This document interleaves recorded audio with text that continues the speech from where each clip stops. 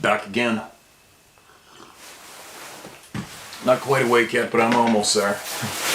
I was up at 4:30 yesterday and I spent the entire day basically on foot from one end of a river to the other. Trying to hopefully find some wild steelhead and run my camera down there. The water's so clear. I'll try to remember to show you guys how clear this water is and how, as an angler, if you are an angler out there, how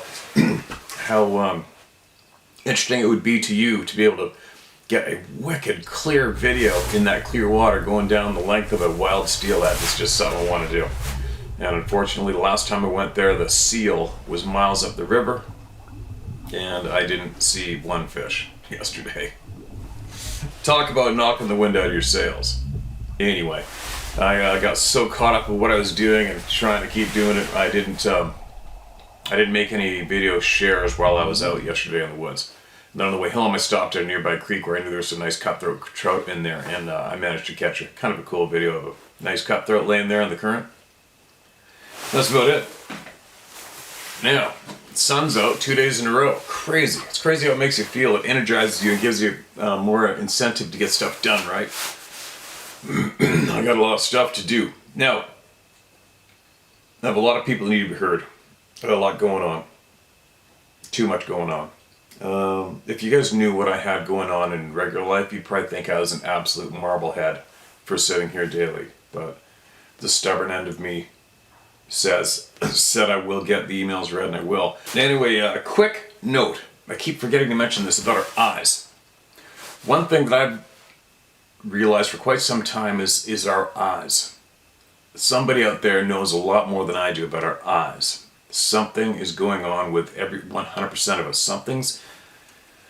There's more to our eyeballs than just seeing. I've seen too many clues. There's too much evidence of something else is going on.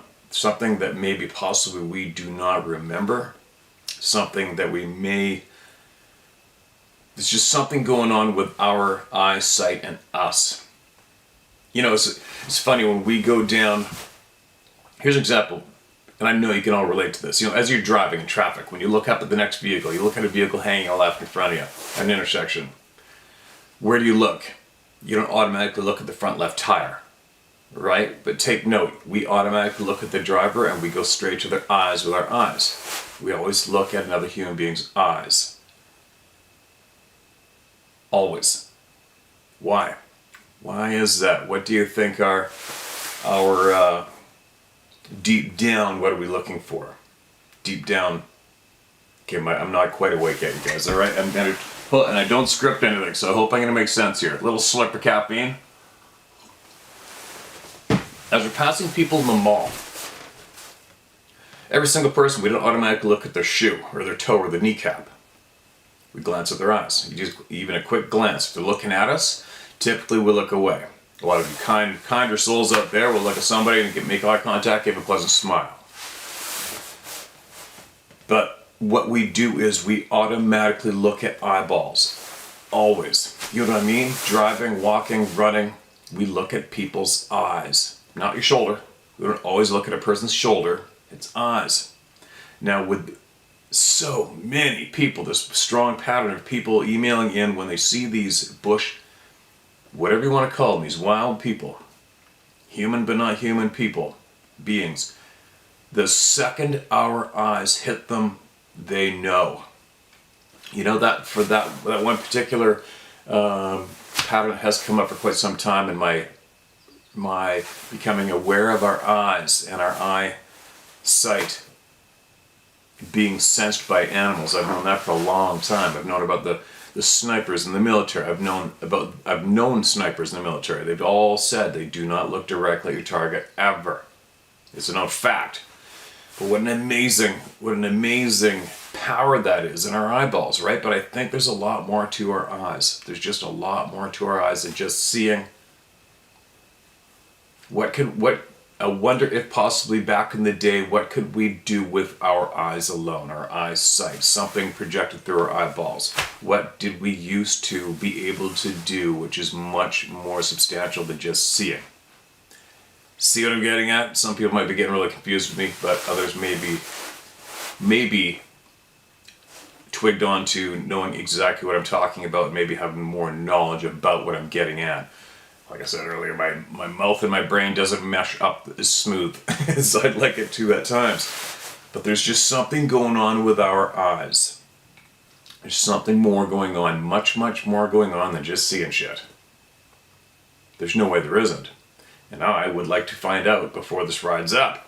Like, what's up? What am I missing out on? What could I be possibly doing more through my eyes alone, right? It's very interesting to me. Now, what else? What else? Oh, tree destruction. Another thing, I wrote down a few things that I keep forgetting to mention that I want to find out about for myself. I want to soak up more about. Another strong pattern here amongst all the people here, the tens of thousands, is how many times people have emailed in to hear what is commonly described as like a bulldozer going through the forest. You could hear it knocking down trees as it took off, breaking everything in its path.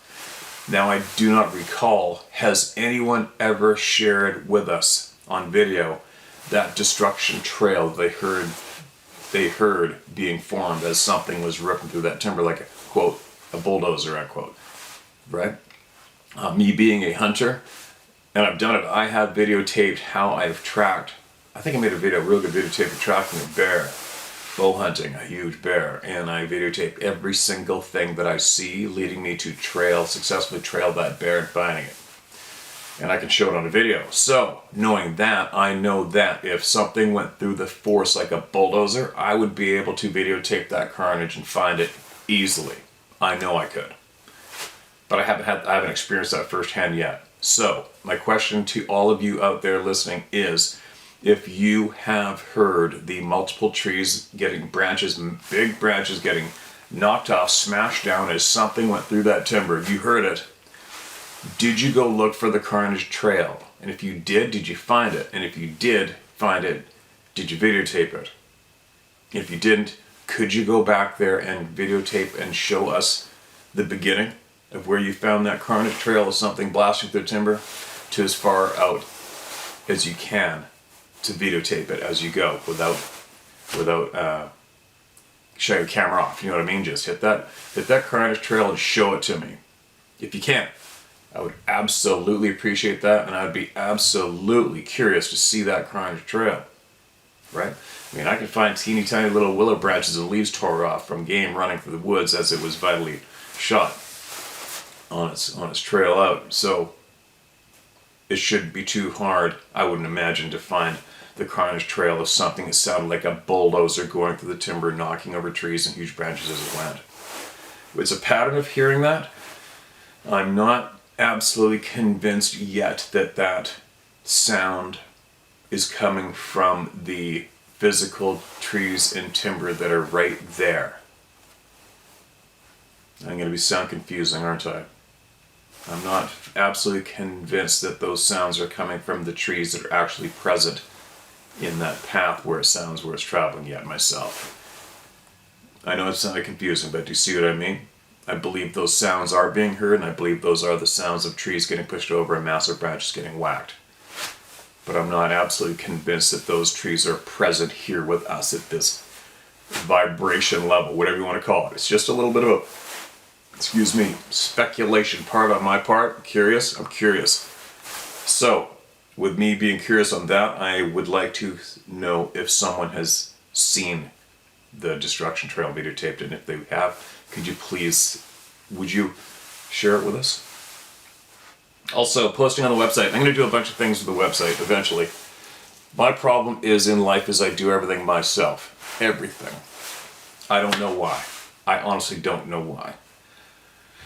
But it gobs up a lot of my time. It takes away years from my lifetime. But I am wondering about, I'm going to do a bunch of new things to the website, redo the whole damn thing. It hasn't been touched forever. But I can post, I learned how to post emails on there. And some of these emails I get are the length of an absolute book. I have some other people that email me large emails nonstop, and they're very informative, very interesting. And I wonder if I should be posting those ones on the site for you guys to read. Let me know. I'll read the comments under this video. Let me know in the comment section of this video if you would like me to continue to post like as example, book-long emails in the website. So then it's an easy copy, paste, click, off I go. And then I can get many more of you heard here who've been waiting forever. See what I'm getting at? Let me know what your feelings on that. If I should do that with the extra long emails. Should I just post from the website and you guys can check them out there? Alright? Alright, so there. What else do we got? That's about it. Eyes, tree destruction, website. There we go. Jerry Springer died. Jerry Springer died yesterday. Sarah's telling me that last night. She goes, oh my god, Jerry Springer died. And it's funny, when hearing that, I kind of instantly thought, wow, I didn't really think about Jerry Springer himself and what he's done with his life. And the way I did, but I was wondering, he passed. He made it, 79 years old? Not a bad run, right? But I wonder if, when he passed, I wonder what his feelings were at the end of his ride. Did he utilize his time the way he wanted to? Did he end that ride going, yes, I did it. I did everything I wanted to do and I did it the right way. Do you know what I mean? See what I'm getting at? I wonder if Jerry Springer, when he died, he looked back and thought, yes, I win. I utilized my time perfectly this lifetime. I wonder. Because that's what plagues me. Not plagues me, but I think it's probably why I have had that feeling of, I feel like I'm running out of time for quite some time now. I'm running out of time. I got to get this done. I got to do it all. I want to do it all. I want to learn it all. I don't want to be at the end of the ride and not learn everything I could have, or done everything I could have to help people learn as well. I'm babbling. Let's get some more caffeine in me, shall we?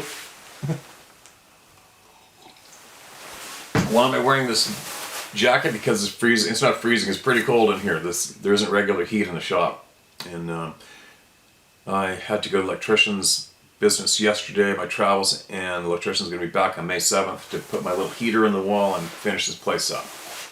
Then I'll have heat in here. So what I do in the morning is come in here, turn on the little electric heater, and then I go open up the chickens, feed the goats, feed the horses, and then come in here and shut the heater off because it makes a lot of noise.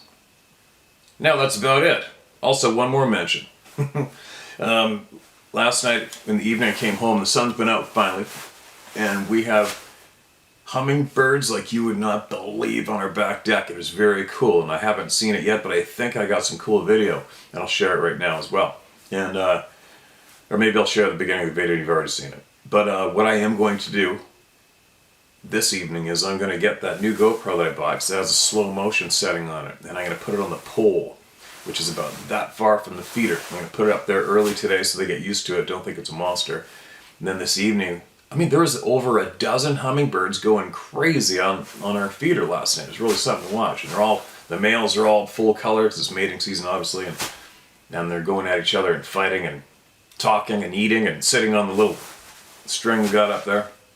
So I'm going to put the GoPro up on that pole and sit it there early today so they get used to it. Don't think it's a monster.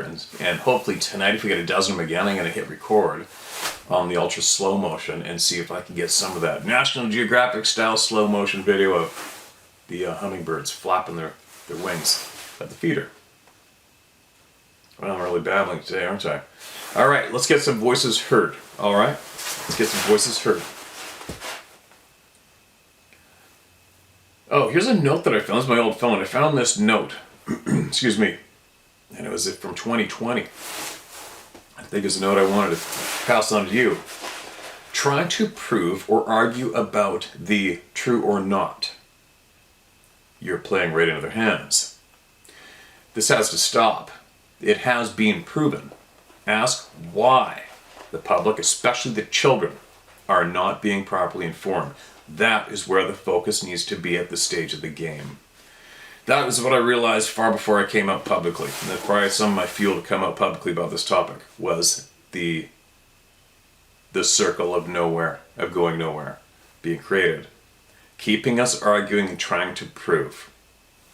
That's wrong. You got to stop doing that. All right, and that is true. You have to stop doing that and break free of that circle. Okay?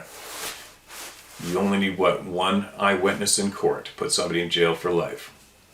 Right? How many witnesses do you think we have now? How many witnesses do you think some of those previous big names with their websites, how many witnesses have they kept away from the public eye? right? So, hopefully, I'm going to encourage everyone to break free of thinking you need proof and arguing with people that you need proof, engaging with people that need proof. There's too much out there. The majority of you here know what I'm talking about, and you can think freely for yourselves. That's a very huge gift today. That is a very, very huge, important skill, being able to think for yourself, right? And not be confused and look forward and see through the bullshit. So for all the others who think you need proof or think you need to prove, it's been done, all right? Try to accept the fact that it's been done and move forward. That'll help you greatly in your ride, all right, when it comes to this topic and many more. All right, try to see the pattern of being led in a circle that goes nowhere. Try to see it. It stands out like a sore thumb to me in a bowling ball. It has forever. So, quick note I found, share it again. Will he get to sharing emails? All right, here we go. Here's one. Mark this as red. About video on April 20th, 2023. I've been saving new emails to this old phone too. I'm not sure if you're getting this, but the same thing happened to me and my son that happened to Johnny that you spoke of, his one encounter. Anyways, my son was only 2 and he climbed out of his swing and was walking towards the embankment behind our home, and he was saying my niece was down the embankment, but I didn't see her and she wasn't at her house. But where we were living is known for Sasquatch. I remember hearing them banging on trees and making whooping sounds and sounds of drums at night. And when I would be out at night, I would feel like I was being watched, but never felt in harm's way. There is one time when I was a child when I seen a young white Sasquatch. I was 9, and he was hiding in the bushes. I was at Camp St. Andrews. I don't know if anyone else seen it, but I did. It was just watching me. When I turned around to answer my camp counselor and turned back around to look at it again, it vanished. Vanished again. There's another pattern of things being noted. Vanished. I'm guessing he meant vanished from your eyes in plain sight, or did it just step into the woods? Either answer is obviously acceptable. I think it's kind of creepy that family members or neighbors' voices can be mimicked in the distance in the night in the forest. We've had that's been shared more than a few times. I don't know what's doing that. I haven't a clue if it's these beings or not. I don't know. But that is a very alarming pattern, right? Very alarming. Very creepy to me. This next email response from East Central Ohio. Second send. First was March 11th, 2023. Hi Stephen, responding to the question you asked your listeners on your March 8th, 2023 video about what we have learned from your channel. This question finally gives me a chance to share my ride, and hopefully it may help others who may need some direction. In 2020, I started watching YouTube seeking answers about the forest people I did not know about you. I was watching 2 Bigfoot channels, each run by women who shared viewer stories. I couldn't get enough of them at the time. It was these women who mentioned your name and the name of David Paulides that caused me to seek out both of your channels. I found your hunting channel first, then found your The Facts by How to Hunt concerning Sasquatch. And I subscribed and have watched ever since. At the same time, I had also purchased a dozen or so books on the Sasquatch topic, including your book, soaking up everything I could on the subject. Then I found a Red Scott Carpenter's book about the DNA study and said, now this is what I've been looking for. I could relate to the study since I am a genealogist, and have participated in numerous DNA tests and am familiar with the DNA terminology. All right, Golden, looking forward to hearing from you. Another thing I did to increase my knowledge of Sasquatch was to attend conferences on the subject, thinking it would be nice to be around like-minded folks who don't laugh at the topic. However, I've lost interest in most of the conferences since the speakers are usually the people from the TV shows, right? Who run in circles at night in the woods and who make a mockery of the subject.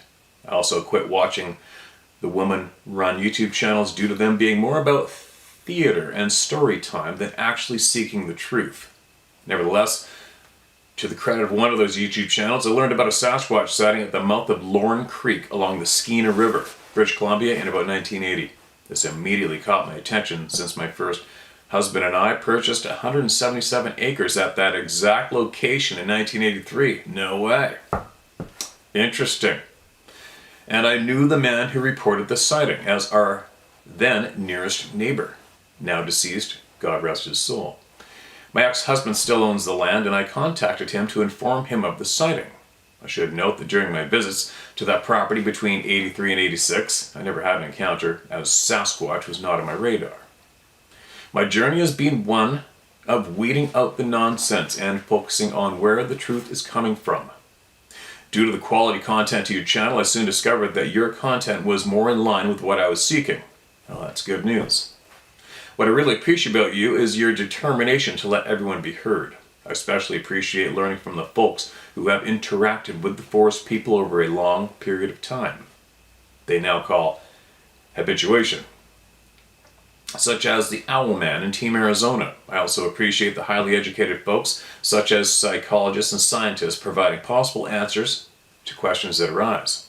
I have to say that after hearing and reading several thousand testimonies of someone seeing a Bigfoot cross the road, yawn, I believe your contributors are leading us much deeper into the topic, and because of that I can never go back to the entertainment stories.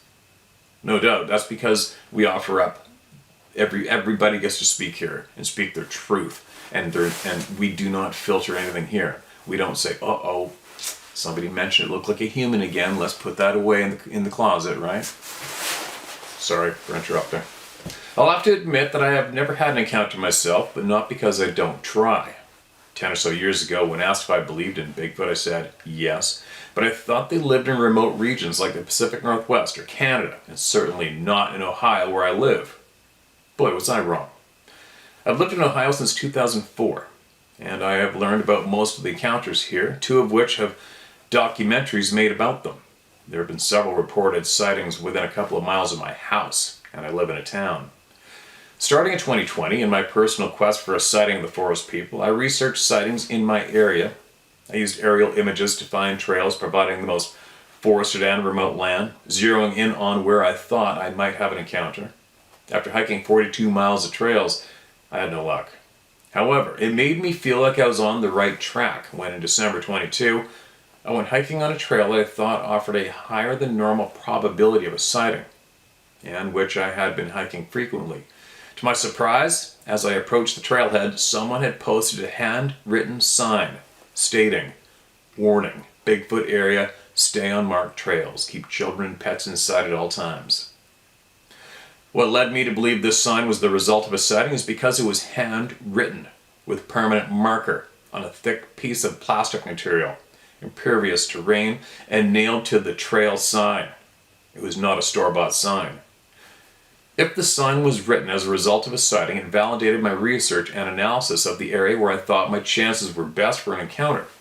It was within about 1 mile as the crow flies of a 2014 sighting near a river, as rivers are known corridors for Bigfoot, and the trail was in a secluded wooded area with few hikers. The news of this sighting caused me to rethink my previous experiences on this trail and remember 2 questionable things I encountered while hiking there. Excuse me. First, when hiking there in July 21, I found about 4 very tall trees, over 100 feet each, in similar diameter, about 8 inches, snapped off and precariously leaning on other trees.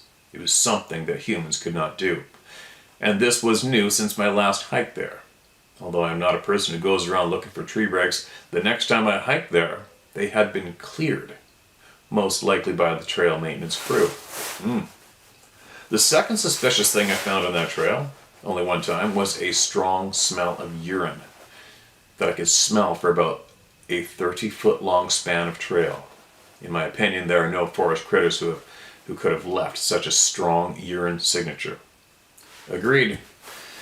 In ending, thank you, Steve. I feel we/the community have come a long way in learning about the forest people. I think of them completely different than I did before. I've always been a strong, independent, and courageous woman, and I'm not afraid of having an encounter. Knowledge is power. We won't fear what we understand, only what we don't understand. My advice to the true knowledge seeker is to research all forms of information on the topic, learning to use discretion to weed out the false narrative. The more you read and listen, the better informed you will be. Thanks, Steve, for this outlet. Julie M., East Central Ohio. You can use my name and location. Julie, absolutely appreciate your email. It gives me more incentive to keep going. Do I hope you see one of these beings? I don't know. I don't know myself. It's like it obviously changes. It's a game changer in life. Seeing one of these things, it's an absolute game changer, especially if you were already previously apt to think for yourself and see through bullshit. And it's a real big smack in the face of reality, right? If I could go back in time and choose not to go hunting that evening that I had my first encounter, would I go back and not go hunting and skip all this? Because let's face it, if I hadn't seen that thing being whatever it was on that rock right there above me, I wouldn't have been interested in the topic. I wouldn't have bought my grandfather that book called Mysteries of the World book for Christmas. He wouldn't have told me that he's seen one, and I would have went, who knows where it would have led me through life with my mind, right? Would I prefer to be able to go in the woods in the dark, which I do anyway when I go hunting by myself, and hike up to that big, mature, never logged off fir tree in the coastal mountains of British Columbia and not have to think about these beings every step of the way? There's something to think about, because that's not fun. It's not fun stressing myself out the night before. Every time. And you guys know how often I go in the woods, right? That's a bit of a curse in a way, right? So I don't know. Do I feel that I could go? I'm just trying to help you out with your quest to see one of these beings. How would I do it if I really wanted to? Well, I did intentionally go trying to look for them intentionally. And it's almost like they know. They know what you're doing. I mean, how would they know that I wasn't just bear hunting at that time? How do they know? And I had that one kid that used to wrangle for us up north, and he was working for me in Whistler, British Columbia, and he came with me one time. We were also looking for bears, and we were standing there, and the sun was already up for like 3 hours. It was early spring. It was a day just like today, bright sun. And then all of a sudden, we heard this long 3-toned call. Wolves do 2-tone. And it was way too long for a set of human lungs, or wolf's lungs, which aren't too far off our sides of lungs, to be a wolf or a human. It was a really bizarre sound. It wasn't threatening or menacing in any way. It's just this higher than average tone. It wasn't low.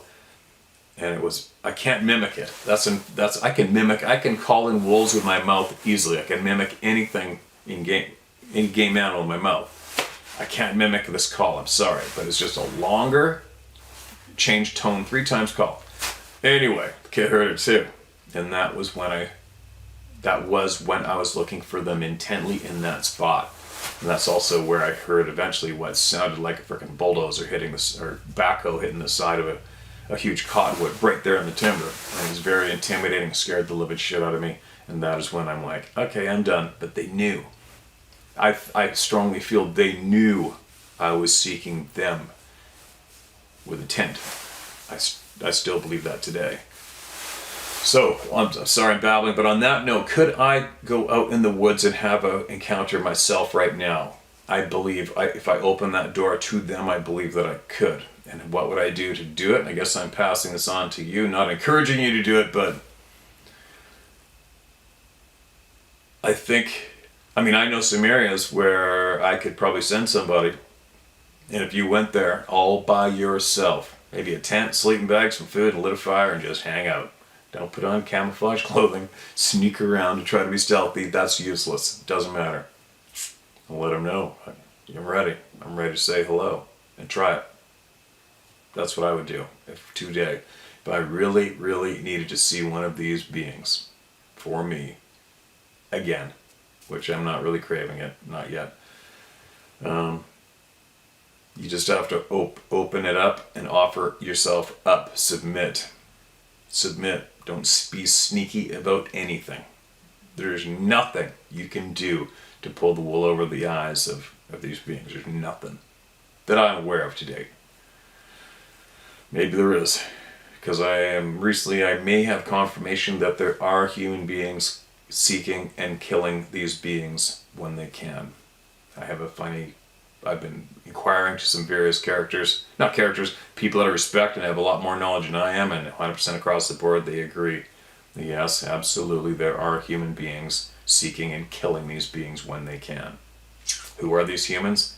Don't know. I'm babbling. Anyway, that's what you might want to do if you really, really want to see one, and I'm not encouraging you to do this, but for anybody out there, you're going to have to go in the middle of the woods, the mountains, wherever. Go on a big long hike, set up camp, and just hang out, and speak out loud and ask for it, and maybe you'll receive. But be careful what you're asking for, because it will turn your life upside down. Without a doubt, it'll change your life. Whether for the better or for the worse, who knows? A lot of people have had to change their life for the worse. They don't want to talk about it. They've chopped off friends, family members. They don't want to talk to anybody ever again. They hide. They sell all their outdoor gear and do not go near forest ever again. There's something to be said about that, right? That's one of my biggest fears. My biggest fear is losing the real world. I'm hanging in there. I'm good. But I don't want to lose my connection with the real world. I don't want to be scared away from the real world and have to be just sit in this treadmill. Which could be a description of our human existence, this frickin' treadmill. I don't want to be there. I want to be in the real world. I don't want to be chased out of it. I don't want to be scared of it. You know what I mean? So, that's what I'm saying. Careful what you ask for, because there is that high percentage chance that just might happen to you. If you do have your face-to-face experience, you may not want to go near a bush or a tree ever again in this lifetime. That is something to think about. Anyway, moving along. Really babbling today, right? All right, who do we got? What do we got? This is titled "Punched Junior in the Nose. Dad Not Happy" is the title of this email. I don't know. I never put eyes on them. It probably was Bigfoot, though. Had my fair share of scares in the wild, but one night, I swear, 2 Bigfoot came into my camp while I was sleeping. Much too terrifying than can be expressed with written words. Not something I'd like to repeat again. I also know the visual and other signs of when they are near. I can't say I'll not go camping way back out in the middle of nowhere again unless I have a firearm, an escape route, and a vehicle within a few feet of me. This was at about 60 to 70 miles east of Portland, Oregon. Place was called Bagby Hot Springs. Except for that one night, I never dealt with more than one Bigfoot at a time, and I've had many. However, none were what I would call pleasant, unless you enjoy having 100-pound boulders and smaller rocks thrown at you. I'm assuming that all my Bigfoot encounters were from the same one, since I have visited the same location every weekend over a 5-year period. I've had similar experiences dozens of times. Could be it / they developed a relationship of sorts with me? I did hold many one-sided conversations with them stating my peaceful intentions, but this did not help in lessening my contact with them. Oh, there's a dog. Come on, pup. Come on, man. You making? What are you doing? What are you doing? What are you doing, you big goon? You're soaking wet. You've been in the pond. All right. I'm reading emails. You gotta lay down or something. Don't jump on me. Sorry, guys. Adventure dog just came in and found me. Could it be they developed a relationship of sorts with me? I did hold many one-sided conversations with them stating my peaceful intentions, but this did not help me in lessening my contact with them. The one thing I stated verbally and in my mind every time was that I believed I also had the right to be there. For all I know, throwing boulders and rocks is how they say hello, and their way of letting you know who is dominant and telling you not to misbehave while in their territory. After all, I was never dragged out of my tent and eaten. That did not make me feel any more at ease, though. They didn't want me to be around, period. That was made obvious. I basically said, F you, I'll do what I want, which I had to reinforce one night when two of them came in too close for my comfort. Things actually got physical once in the darkness of night. I could see somewhat, which was very rare for Oregon because the moon was actually out that night. I was in a small tubular tent about 3 feet tall, about 20 foot from the river, when one of them slowly pushed into the roof of my tent and forced the roof of it down with his fist until it nearly touched my face. The clenched fist was 8 inches wide. I could see his knuckles.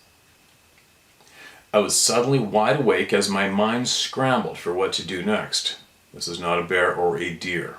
I was in a state of shock when it withdrew. My first thought was to escape. But how far would that get me? What are my options? What is this thing? Whatever it was large. I could hear it breathing, and its lung capacity was huge. What I don't understand is, why did it do it again? I can't wrap my brain around it.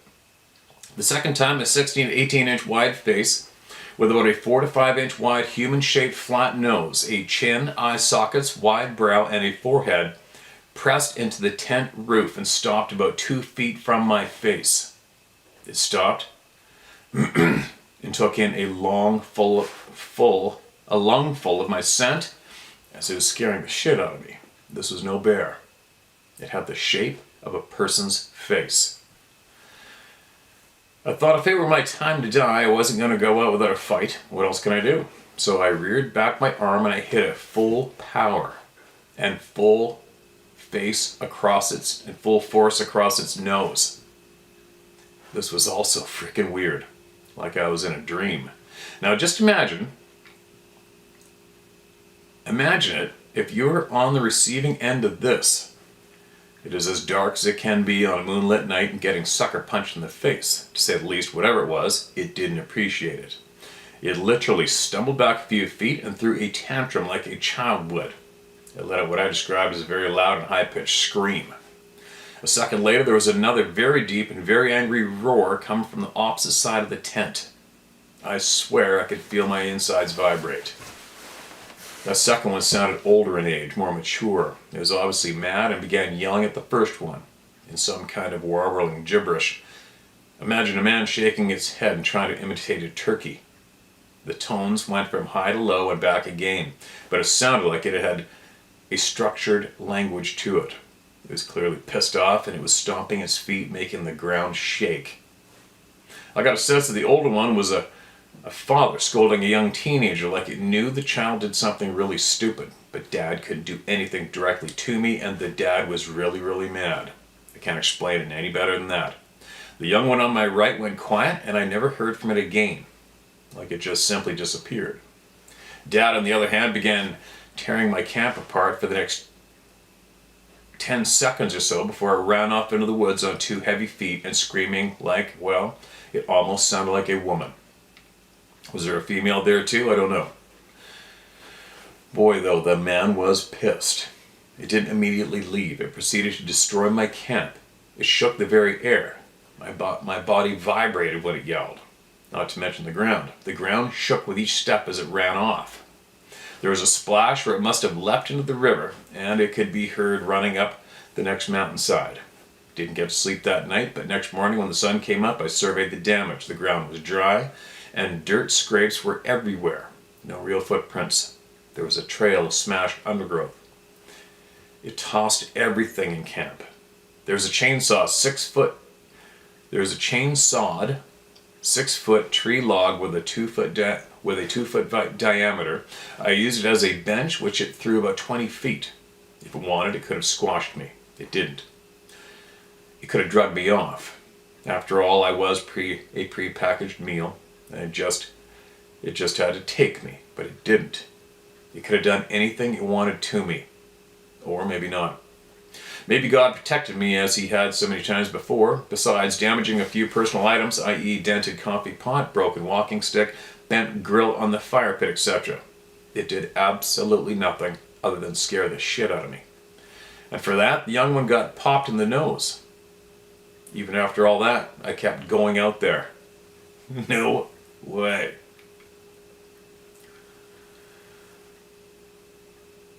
Sorry. Call me stupid. They still threw boulders and rocks at me. They never did the tree knocks. They never came back in my camp again. That's all I cared about. I only know this because they came close to my camp frequently. I could hear them at night when I was in the tent. I think the young one threw pebbles at me because that's the kind of thing a kid would do. But I never looked outside to take a peek. I let it do its thing. The big one would throw boulders at me going down the trail. Never could see it. Whatever. They did scare the shit out of me that night, though. I've had a weird life. My story's longer than can be told here. Somehow I think it's all tied together on a combined physical, spiritual, and technological level. All manner of types and things operate on this plane of existence, and there are many. I do have faith in God, and He protects me. That is all that truly matters. But that also is another story. I kept going out there for another year or so until I moved back to the Midwest. However, I did kind of stop camping way out in the woods again after that. Stop camping anywhere for that matter. I'd had enough. Time to explore other things. Feel free to use my name, Brian Wilson. Too old to care, and wise enough to know it doesn't matter in this life. I choose not to live in fear. Good for you, Brian. Yeah, living in fear sucks, right? Living in absolute fear just must suck. What a sentence. Now, I believe I may have read this previously, you guys. If I didn't read it on here, I think I may have started to read it before. Maybe. Whatever. It's interesting, right? And what's very interesting as well is they never harmed him. They did everything but. What's up with that? Is there that rule that people speak about? There's that the forbidden zone. There's that rule that they can't do anything to us, but it makes them angry. They can't at times, maybe. The one pattern as well, side note, is when I don't know how many people have emailed in about the hatred. When they look at a human being, they look at us with disgust, hate, absolute hate and disgust, or the look on his face looked like it wanted to kill me or tear me apart. Why is that? Why is that? Do you think maybe there is a group of human beings around the planet, or groups that have figured out how to locate and kill these beings just because? It's looking like that might be a strong possibility, right? Right? That would explain a lot. That would explain a lot, wouldn't it? If some human beings had some sort of skill where they could locate, seek, and destroy these beings, and they do. And I'm having a lot of confirmation on that question lately. Now, the big question is why? Why? Why are they seeking and killing these beings? Why? Why are we not being informed about the true facts about these beings? Why? Why? I got a whole pile of whys, not just of this topic, but life in general. Anyway, that's enough babbling for this morning. I got a lot of stuff to do. I got so much stuff. Like, if I rattle off the things I have on my plate daily, you guys would think I'm insane. And to all the people who seem to complain that I'm not doing enough here, or they're waiting too long for me to do something, or provide something that I promised I would provide, which I will, it's just going to take a lot of time. My question to those few are, what are you doing? What are you doing for all the people here? Anything?